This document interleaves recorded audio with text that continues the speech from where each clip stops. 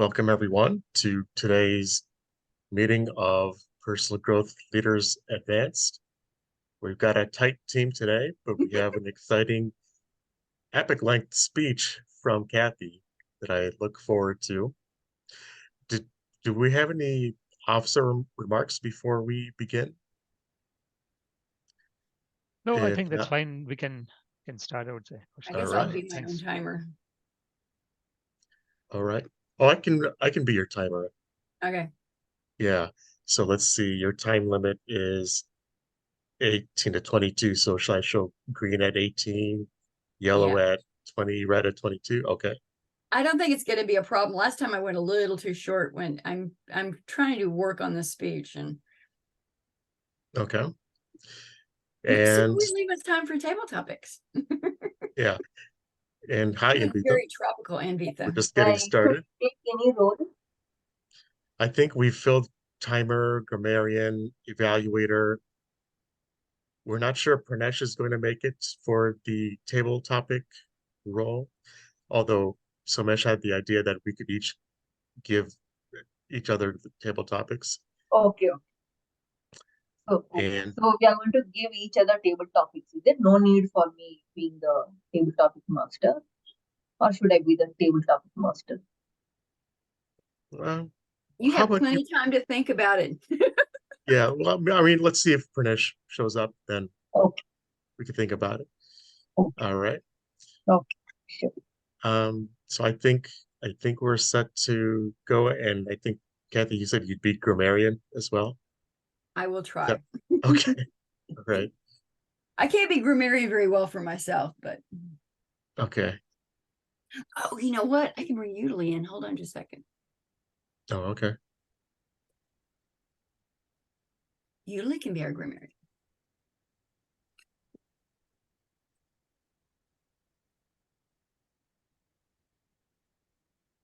Except it won't pick up the word of the day. That is one feature it would be nice to be able to add. I'll have to remember that. Give me just a second. Okay.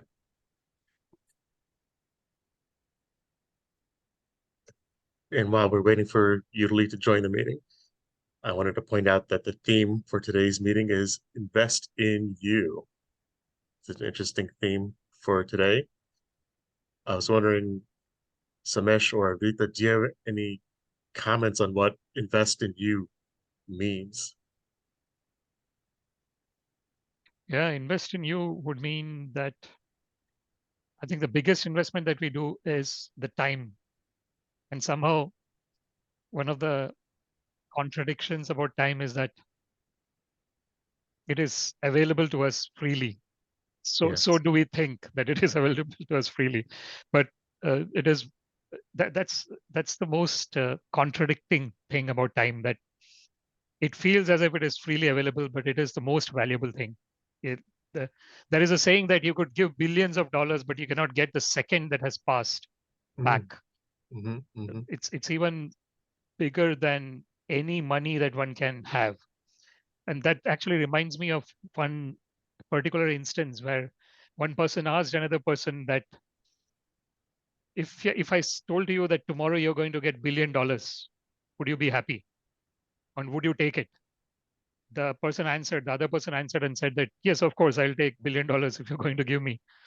Then he asked another question. He said that if I tell to you that I will give you $1 billion tomorrow, but you won't be able to wake up tomorrow, will you take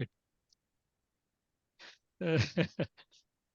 Obviously, we know what the answer was. The person said that, no, I don't want $1 billion. I want to wake up tomorrow. So that actually very nicely informs us the biggest investment that we can do is time. And after that, anything else comes. And even before time, what is more important is health. If we don't have health, we can't do anything with the time. And if we don't have health and time, there is no use of money. You could have billions of dollars, but if the health is not good, what do we do with billions of dollars? And one of the contradictions again that we see in the current context is that even the great billionaires or the rich people, sometimes we do hear that they have to take some medication to remove some depression or things like that. So finally coming back, I think the investment, real investment is, are we taking care of ourselves?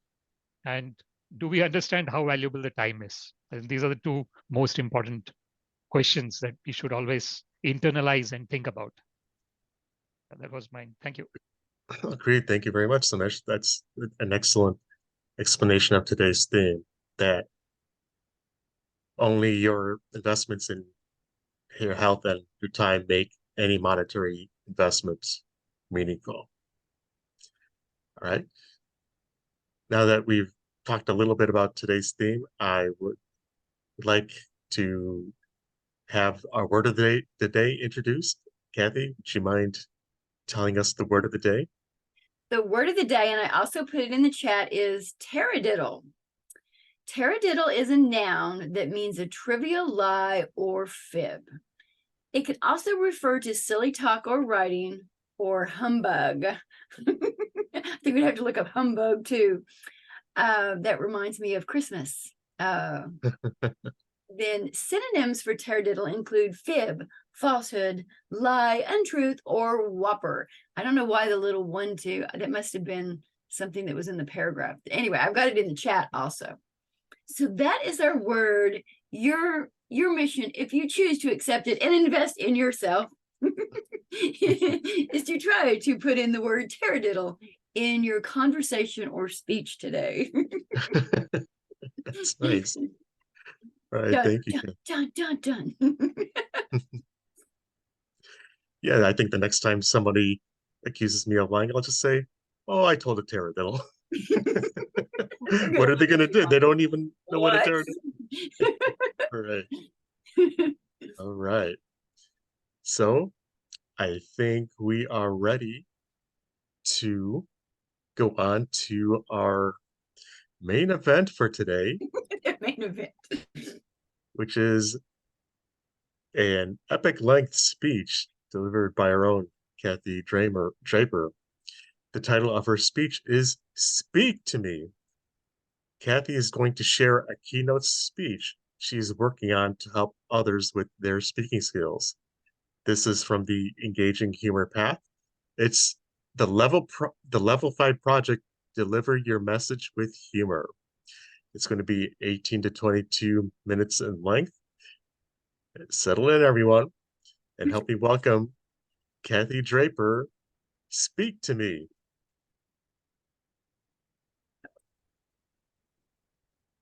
Thank you, fellow Toastmasters. When we all started speaking, we got lots of suggestions on how we should do things. And some of them were not very practical. How many of you have heard the suggestion that when you're nervous, you should pretend that the audience is naked? Now, I don't know about you guys, but would that make you feel more comfortable speaking? Would that take care of your nerves? Good, I'm glad. I saw a lot of shaking hands here. No, it would not make me feel comfortable either. I don't know where we came up with these suggestions, but I'm going to give you some more practical tips. Along the way, I'm going to give you some tools to help you out. Whether you're an extrovert or an introvert, these things will help you to become a better speaker. And I've wrapped it up in a nice little acronym that'll be easy for you to remember. When we first start out with a speech, it's important, depending on the length of the speech, to have 3 to 5 points. This depends. I mean, it could be anywhere from a 5 to 7 minute speech in Toastmasters to a long keynote speech that could be 45 minutes. But one of the things to start off with to help seal your points that you have in your speech is to add storytelling to your speech. And of course, we know Anvitha is a master at that. How does storytelling help us do that? Even as children, we can remember the childhood stories. Yes, they were repeated, but there's great characters in there, so it helps us with those principles. Many of those fables had principles in them. So as you have your points in your speech, seal them up with a story. Let me give you an example of how to use that storytelling. I'm going to give you 2 examples. I got home from school, put my backpack down. My mother handed me a cookie and a glass of milk. That's one way to tell a story. Story number 2. It was such an exhausting day. I walk into the kitchen and I can smell that my mom's been baking. I sit down at the kitchen table. She hands me a plate with a beautiful chocolate chip cookie. I break it open and you can see the chocolate melting and oozing out. And then she hands me a big glass of milk. It's cold. It feels so good. Now, both of those stories were about the same thing. But which one of them would you remember a little bit more? Possibly the second story? Because in that story, unlike the first one I narrated. I just looked at it and told you the story. The other one, I brought you in the story with me. You could almost smell, you could think it brought in your sense of smell, your sense of taste. You could even think about when I talked about the cold milk, you could think about that. And it might even bring you back to childhood, but it brings you into the story. So when you're giving a story to seal that point, make sure that you bring in the senses. It brings your audience and helps you connect with your audience. When you add all these senses, they'll remember your story and your points even after the speech, because that's what you want. You want to connect with your audience, but you want them to remember you later on too. So S is for storytelling. P is for practicing. Now, back when in the day, a lot of us heard, oh, you should practice your speech and you should practice it in front of your dog or in front of your mirror. Now, I don't know about you guys, but that doesn't really give a lot of feedback when it comes to speaking. Nowadays, we have great things like, well, for example, Toastmasters, so we can practice in front of our friends and Toastmasters. But here's the thing, even before you present it at your Toastmasters meeting, you can use things like Udly so that you can get information about eye contact, filler words, and practice. But another reason why practice is important is frequently we write out a speech, but sometimes a speech that's on paper doesn't sound the same or sound how you want it to when you actually when you're actually presenting the speech. So sometimes a speech can sound, if you're just reading it off the paper, it comes across a little bit of wooden. So practicing your speech helps you so it can reduce your nerves, especially for those that are introverts or just get nervous getting in front of people. But it helps you smooth out the speech by making it not sound so wooden when you're speaking, like it's coming right off of a page. It helps reduce your nerves, but it can help smooth out some of the points in your speech.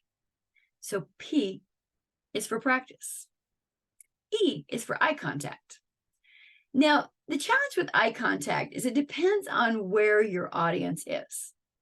If you're in person, you want to stay in one point while you're presenting a point. Many people will walk across the stage and walk all over the stage while they're talking.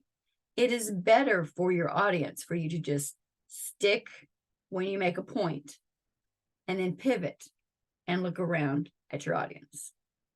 Okay? When it comes to a hybrid audience, and just to reflect, a hybrid audience is when you have an audience in the room and then you have an audience on the camera. So what you want to do is you want to look around the room, stop, know where your camera is, and continue around the room. You do not want to forget your audience on camera. As an example, I was watching contest last year. I heard the presenter, the contest master, specifically tell the contestants that the judges were all on camera, that they were all, none of them were in the room. And then I observed that apparently none of the contestants had heard what they had said, because they were looking at the audience in the room and talking to them. And not once did any of the competitors ever look at the camera. And that's where their judges are. So when you're doing things online, as awkward as it feels, you want to try to look at your camera. Do all of you know where your camera is on your computer? And also remember, when you're using different devices, that your cameras are going to be in different places, and make sure you practice if you're going to be online. For example, I very rarely, if ever, use my iPad for a presentation because of the odd location of the camera for doing videos. So I would always be looking at the wrong place. The importance of eye contact is it gives you, it connects you with your audience. This is especially important when you're online, because it is really easy. So just an example, if I start looking at you guys, like Kaushal, I'm looking at you. I know it may look weird on here. So Mesh, it's real easy to do because I have a 27-inch computer screen behind my camera. It's real easy to do that instead of looking at the camera. But tips you can do is put some kind of a little red dot. My camera actually has lights on it, although it would be nice if they were brighter lights. But making sure that you try on a regular basis to connect with that camera, because otherwise in a virtual stage, you're completely losing contact. And it's important to make eye contact. It's just like when you're talking to a person, when you're having a cup of tea. Sitting down and looking somebody in the eye when you're having a conversation creates a connection. If you're looking away when somebody's talking to you, how do you feel when they have that? So eye contact is key, but I'm going to reflect back. When you're in person, stop and pivot and look around. Hybrid, make sure that you're looking at the audience and look at the camera, because I've even seen that at the World Championship of Public Speaking, that the contestants on stage were looking at the audience in the room and they forgot that there's a camera. Even the guys on the big stage make that mistake. A, authenticity.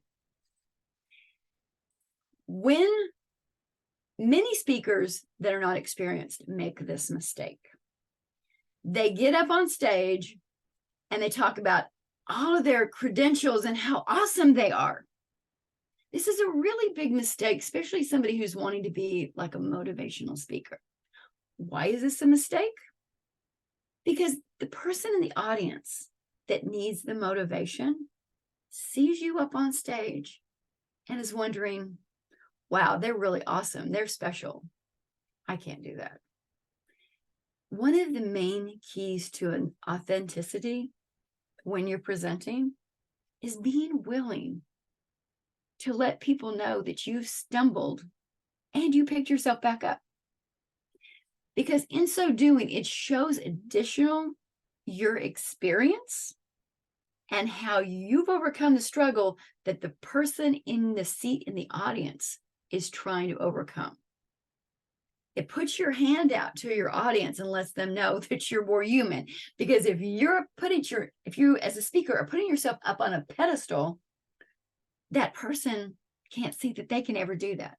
So a key with authenticity is showing them that you're human, that you're just like them, but you've overcome that. Because when you're trying to motivate people, that is a huge key there, is show them that you've gone through the same struggles that they have. So A for authenticity. K. Now this is where I'm going to shift a little bit.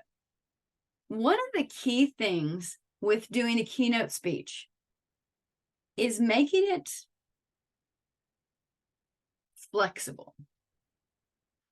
So this particular keynote speech I made for business owners and entrepreneurs. So in so doing, in that particular speech, my K would be keeping in touch with your audience.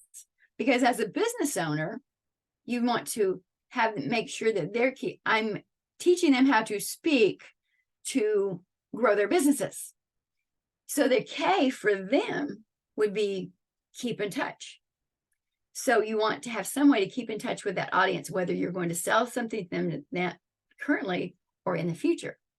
With my audience here, I want you to think about how you can use keynotes in your future and how keynotes need to be flexible. So this particular keynote that I'm doing right now, I can change the K to, K could be giving knowledge to your audience.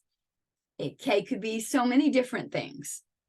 So when you're creating a keynote, if you want to become a professional speaker or speak to other audiences, you want to make it flexible enough that when you have company XYZ interested in having you speak, that you can change those things around. Like this acronym, A could be anything. I mean, I did authenticity specifically because I think it's important that my audience knows that what I'm talking about, authenticity. So whether you're a business owner or not, or a speaker in Toastmasters or not, that authenticity is important for all the audiences. But the K, for example, could be flexible to whatever you wanted it to be. So important for the K could be keynote, K could be knowledge, K could be keep in touch. But you see how this gives my speech a flexibility for future audiences. So as you can see, my acronym is SPEAK, which was exactly what I was talking about. So the key here is for S, I want you to add storytelling to seal the deal so that your audience remembers your message in the future. P, I want you to practice. Why? Because practice helps you bring down your nerves so that you won't be so nervous. But practicing also will help you to make sure that your speech is nice and smooth and is going to be comfortable toward your audience. With eye contact, go back over that. Make sure if you're in person, you stop at your point and pivot and look at your audience. Another key that I'm going to add in there is that if you are an introvert or really nervous with speaking, show up at the event center early, talk to people, meet somebody in the audience, and they could be another person you can look at so that you feel like you're speaking to a person in the audience, just to help reduce your nerves, because we all get nervous, you know, but this will help you with your eye contact also and reduce your nerves. A, authenticity. Show your audience that you're real. You're not up here, you're with them, and it creates more of a connection with your audience. K, keep in touch. Show your knowledge. Work on the flexibility of your keynote. I put in a bunch of Ks on there. But if you'll take each of these, use these tools for the future, it will help you to be able to present your next speech in a smooth manner and be able to give your audience the connection that you know that you want to do. Thank you, fellow Toastmasters. Sorry, I think that was a little shorter than it was supposed to be. It's all right. Thank you, Kathy. I'm always excited when one of our members gives one of the more extended length, more advanced speech projects, because it shows how far that member has come, how much they've benefited from Toastmasters, and that motivates the rest of us to do the same. And you could hear from Kathy's speech how she's used her Toastmasters experience to be a keynote speaker. That's something we can all do thanks to Toastmasters. So we all get opportunities like Kathy does, but to do that, we got to invest in ourselves. We can't just sit around and wait for these things to come to us. We have to go out and get them. We will now go on to table topics.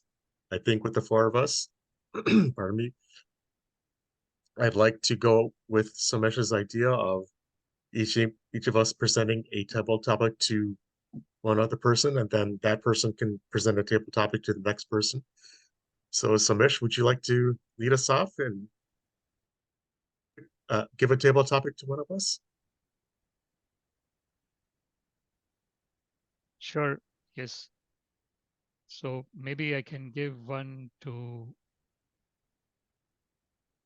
probably Anvita.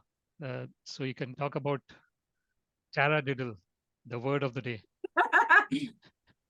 Let's use the word of the day. It's fine. You know the meaning, taradiddle? A Yeah, I can see Kathy trifling has lie, put it in the chat. nonsense, It means twaddle. to lie. Yeah, okay, to lie. Yes. Okay. So you can speak on that. Thank you. Okay.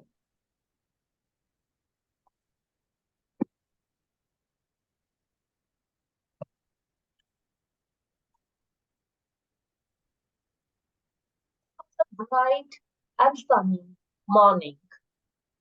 I was in a very cheery mood. After a hectic week, I had a holiday, a Sunday. Who doesn't want that? Good day, Toastmasters. I was humming to myself and I was walking on the road. Thud, thud, I heard some sound. I looked below, nothing was there. I proceeded. Thud, thud, I saw two frogs running away. I looked down, and to my surprise, a frog came down from the sky and fell on my face. A frog, a green frog from the sky. Before I could digest that a frog had just fallen on me, that to a very slimy one, I saw three more frogs falling on me. And then there was the fifth one, sixth one, seventh one. It was raining frogs. I'm sure you have heard of the idiom it was raining cats and dogs, but have you heard of this one? It was raining frogs. I pinched myself to check if I was in a dream, but it wasn't. It hurt. I pinched myself harder. Ouch! Yet the rain of frogs continued. Is this a taradiddle? Definitely not, because I was on trek. It was inside a forest. There were around 10 to 11 frogs sitting on a branch of a tree. I didn't know how it went there. There were two woodcutters who were trying to chop off the tree. That was why the frogs were falling. Dear those masters, sometimes life can seem like a taradiddle. It may seem like a disordered array, but there is always order in it. There is meaning in silliness. Find it. Over to, okay, I'm supposed to give it to somebody, right? Over to myself. My next table topic goes to Kaushal. To you, I'll give you one. Your topic is doing nothing is also a choice. Doing nothing is also a choice. Detail Kaushal. Pardon me. Yes, fellow Toastmasters. Have you ever heard somebody say, we have to do something? A lot of people in stressful situations feel the need that if you're not doing something, you're being irresponsible. You have to show action. You have to prove to others that you're a leader or you're a doer and you are solving the problem. The real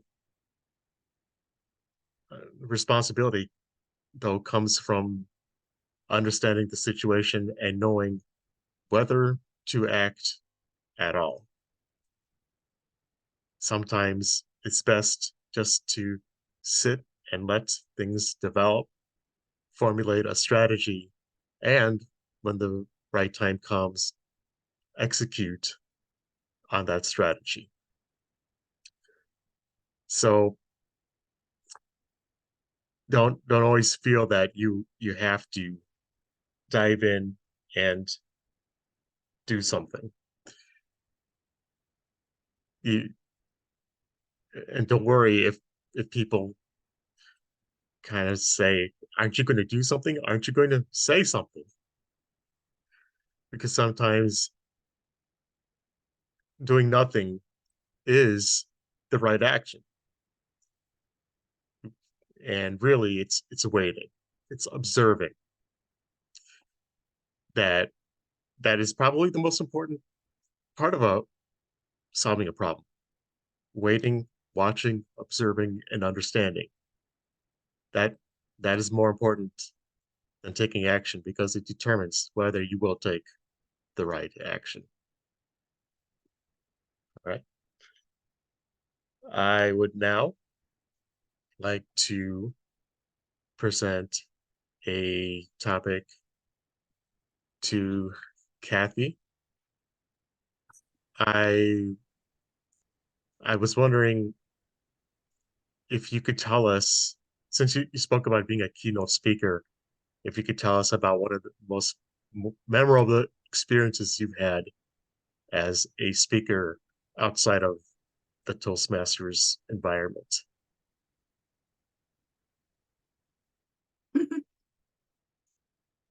I've never really done a lot of speaking outside of the Toastmasters environment. That is my goal.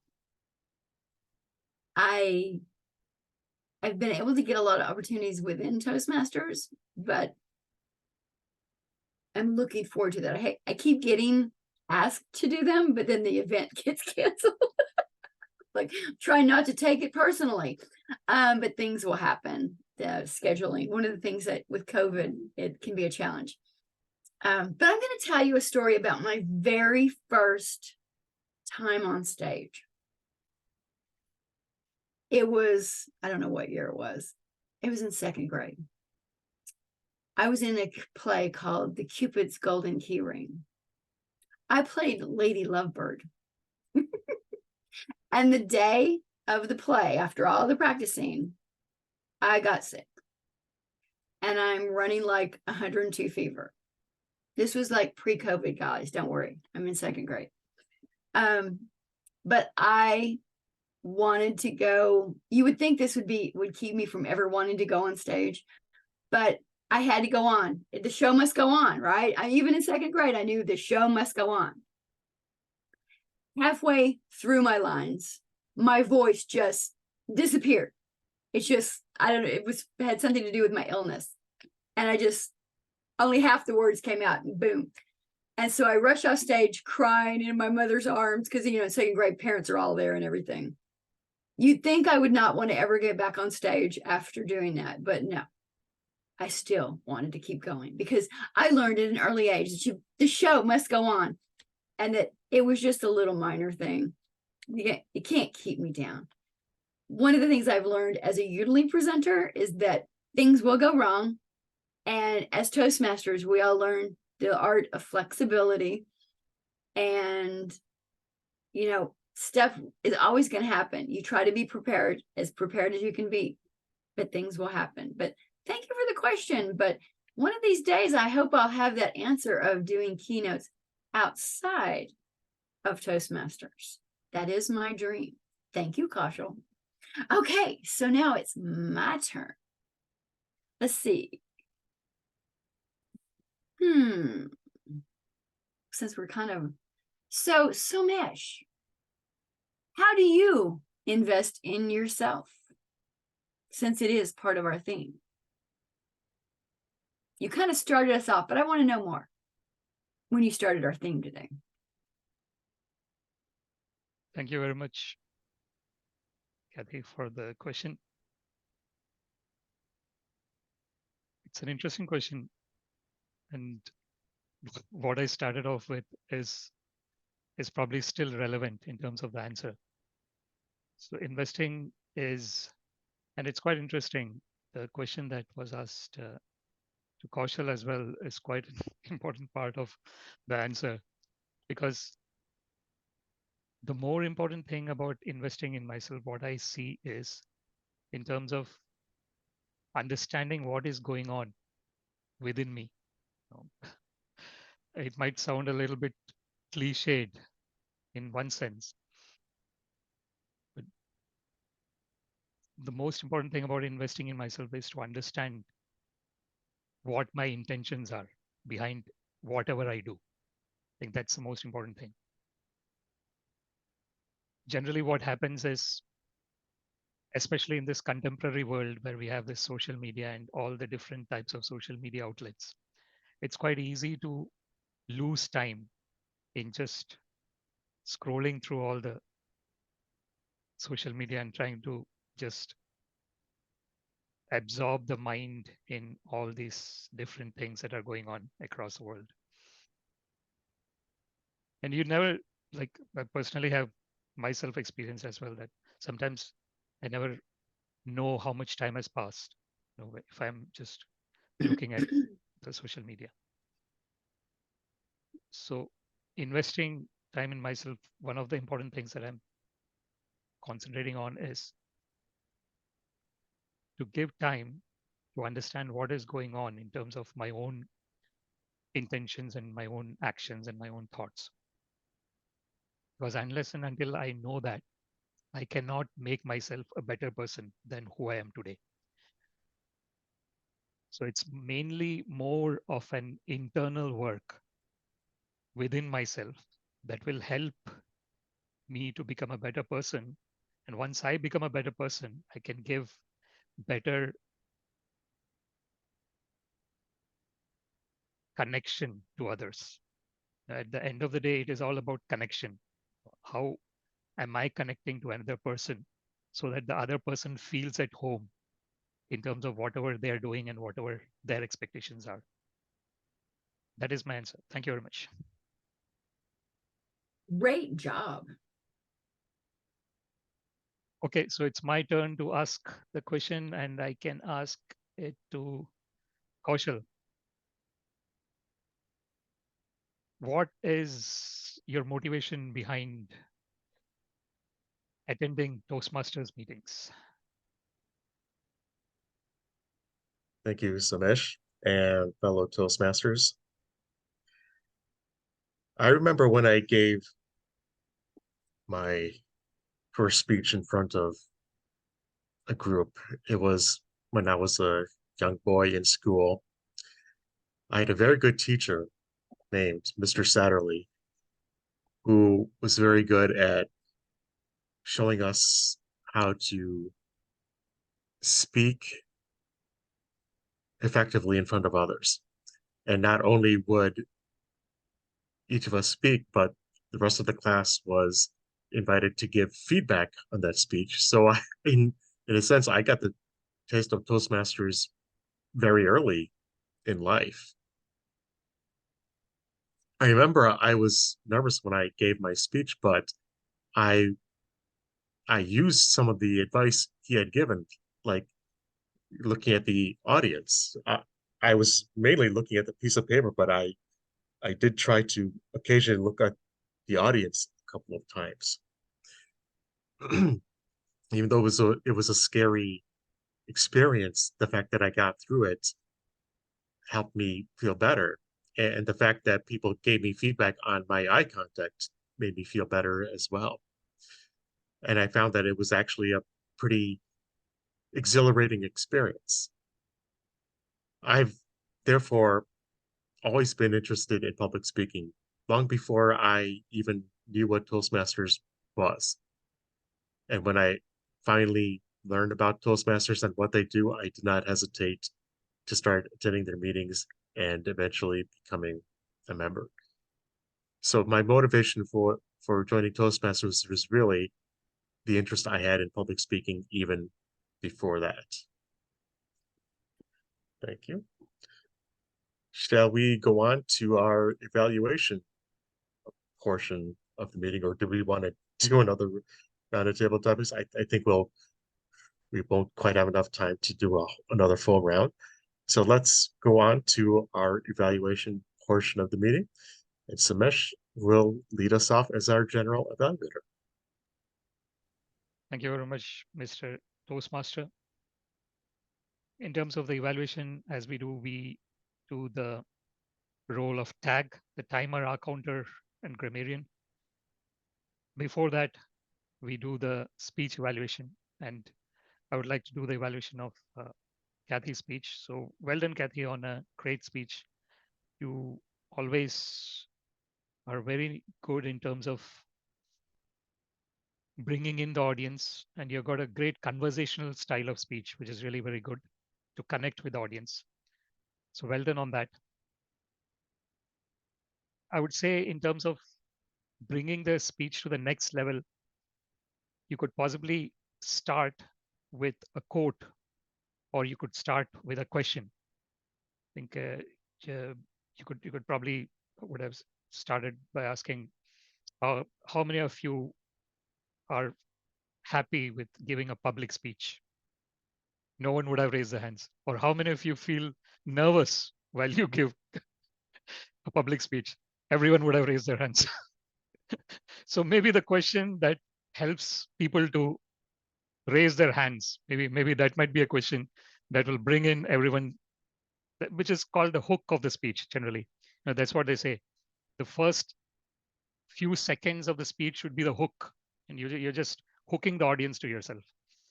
So maybe that could be one thing that you can think about, how you can bring in the hook in your speech. Then, yes, the speak. Somehow I think when I was hearing, maybe I did not hear clearly, but I thought I did not hear that you mentioned that your abbreviation was speak in the beginning. In the end, you actually did mention that this is speak, and this is what S is about, what P is about, E is about, A is about, and K is about.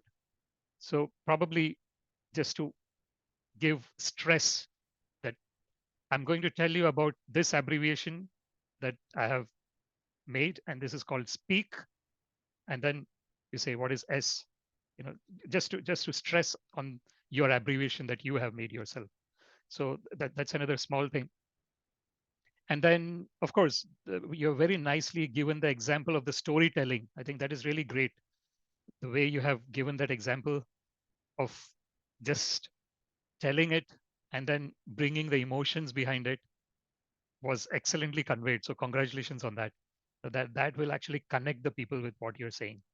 That was storytelling. Then you talked about practice, which was very good as well. You gave the examples of how to practice, and you gave Udly as well as one of the examples. And then you had the eye contact, which is extremely important. One of the things about eye contact is the pivot thing. The pivot thing can also be done while a person is speaking. So you make a point and then you connect to one of the person there. So it need not be that you made the point and then you look at people, but you can actually look at people and you can connect with each and every person. So that's a small kind of suggestion that I have there. That is the second one. And the third suggestion that I would have is you can bring in more stories while you're conveying your messages. You can just talk about your experiences. For example, when Kaushal asked you in the table topics, you brought up a very nice story. And this story could actually be a part of your speech, literally.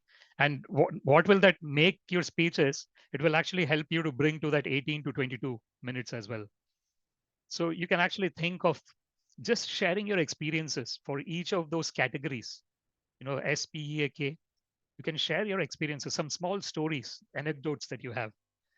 And as you said, the stories are what connects people with each other. And the small thing about the K part, you were saying that A could be anything, K could be anything. Maybe there's no need to talk about that, because you're talking from your perspective, what your speak is.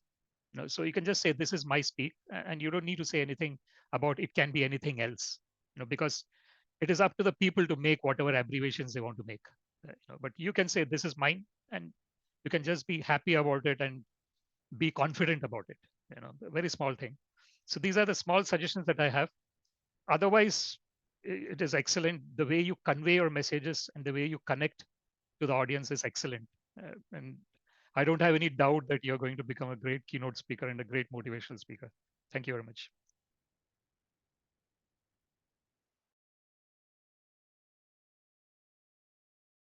Over to myself, isn't it? So now it is the TAG, isn't it? The timer. So please, Kaushal, go ahead with the timer. Thank you. Thank you, Mr. General Evaluator and fellow Toastmasters. Kathy's speech was 15 minutes and 25 seconds for our table topics. And Vita spoke for 2 minutes, 30 seconds. I did not time myself, but I believe I spoke for 1 minute. Kathy spoke for 2 minutes, 16 seconds. Samesh for 2 minutes, 40 seconds. And I spoke again, but I did not time myself, but it was probably a minute. For the evaluation part, Samesh, I apologize. I forgot to time you, but I believe you were just under 3 minutes in length for your evaluation speech. And back to you, Somesh. Very much, Kaushal. And then we have the grammarian role, which I think you were doing it, is it? Or you tried to do it. I was trying to get Udely to help me out with that, Oh, yes. The it's Udely will help us with that. being Yes. really Yes. slow with giving me my reports. I literally went, I was talking about being flexible. I did a Udely presentation in person, which is kind of awkward because it's an application. So trying to explain an application with absolutely no equipment whatsoever, except my iPad, like recording it, and it didn't record the table topics. So hopefully we'll get it in. It was actually a pretty clean meeting. The only taradiddle that I recall was Anvitha. And I did most of the talking in this meeting, so I'm not really good about my own, because I know I do a lot of ands and buts and all that kind of stuff in there, but it was actually a pretty clean meeting. If I can get this report here, it's just, sometimes it's a little slow, but it did not catch it the other day. Like, it didn't record at my meeting the other day, so they're constantly upgrading this thing all the time. But I will put the report in there in our WhatsApp group if I get my recording. It's just being a little slow this morning. It must be the snow coming. That's it. Yeah.